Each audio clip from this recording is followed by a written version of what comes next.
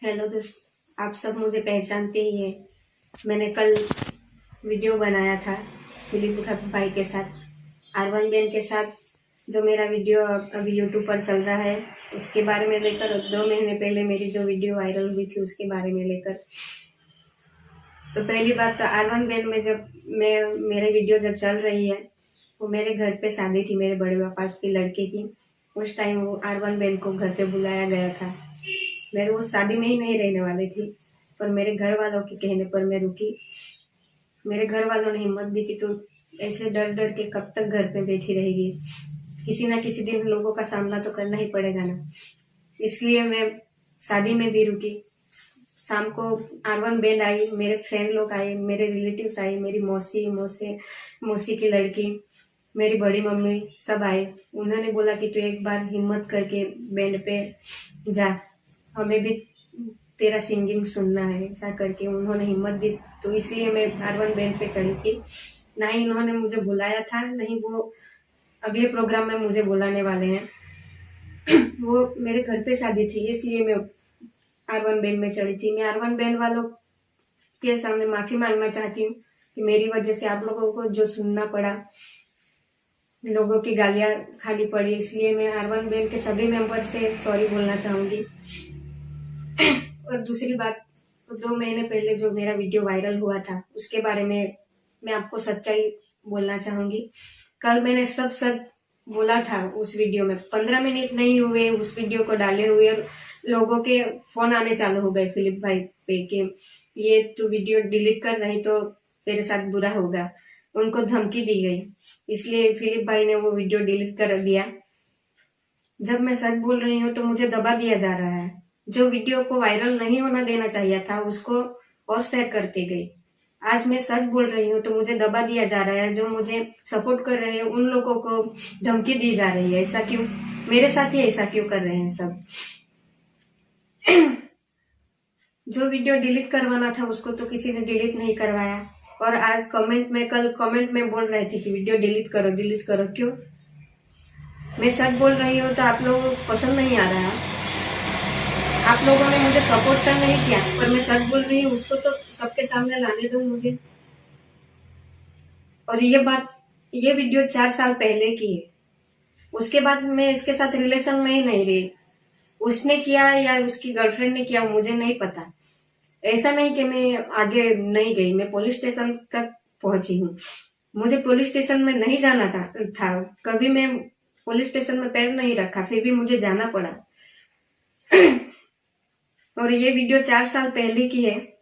मैं कॉलेज के पहले साल में थी, उस टाइम में रॉकस्टार बैंड में आई थी। तब मेरी उम्र 18-19 साल होगी। उस टाइम में सभी लड़की या लड़की को ऐसा हो सकता है, वो अफेयर में पड़ सकते, प्यार में पड़ सकते। मेरे साथ भी ऐसा ही हुआ। मैं गलत इंसान से प्यार कर बैठी हूँ, गलत इंसान पे भरोसा कर बैठी। उसको मैंने पूछा भी था कि तुम्हारी शादी हुई? उसने झूठ बोला कि मेरी शादी नहीं है, वो दूसरे इंसान की सगाई हुई है। ऐसा उस टाइम मेरे घर के हालात भी कुछ ठीक नहीं थे। पूरा घर मेरे से चलता है। मैं प्रोग्राम करने जाती हूँ तो मेरे घर का चूल्हा जलता है। तो मुझे उस टाइम लगा कि नहीं, हम दोनों एक ही लाइन के हैं, हम शादी करेंगे, आगे बढ़ेंगे, पैसे कमाएंगे और दोनों परिवार को खुश रखेंगे। ऐसा सोच के मैंने उसके साथ रिलेशन रखा। मुझे सपने में भी नहीं ख्याल था कि उसकी शादी हो चुकी है, क्योंकि वो झूठ पे झूठ ही बोलता रहा। 2-3 लोगों ने मुझे बताने की भी कोशिश की, तो मैं नहीं मानी उनकी बात। मैंने सिर्फ उस आदमी पे भरोसा किया। जब मुझे खुद रियलाइज हुआ कि मैं गलत हूँ, मुझे खुद पता चला कि उसकी बीबी, 2 बीबी हैं, 2 बच्चे हैं, और वो उसकी बीबी के साथ घर पे रहता है, तो मुझे बहुत धक्का लगा। उस टाइम भी मैं बहुत रोई।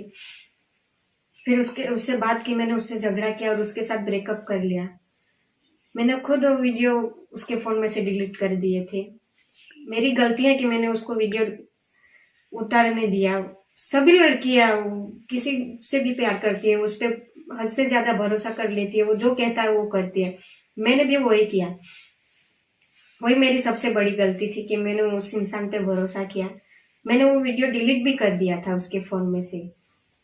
ऐसा नहीं कि मैंने कुछ स्टेप ही नहीं लिया, मैंने डिलीट किया था उसके फोन में से। उसके बाद थोड़े दिन बीते, फिर से वो मुझे ब्लैकमेल करने लगा कि तू मेरे से बात नहीं करेगी, मेरे से रिलेशन नहीं रखेगी तो मैं ये वीडियो सबको शेयर कर दूंगा, सबको दिखा दूंगा।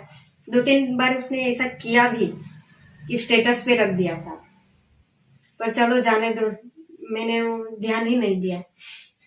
ऐसे 3-4 साल बीत गए, ना मैं उसके सामने आती थी ना वो मेरे सामने आता था। हम कांटेक्ट में ही नहीं थे, हम साथ में कभी प्रोग्राम भी नहीं किया और कुछ नहीं।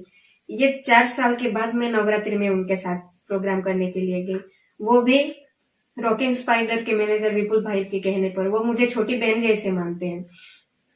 उस टाइम भी उसके साथ ब्रेकअप हुआ था तो मैंने विपुल भाई को बोला था कि भाई मैंने उसके साथ ब्रेकअप कर लिया।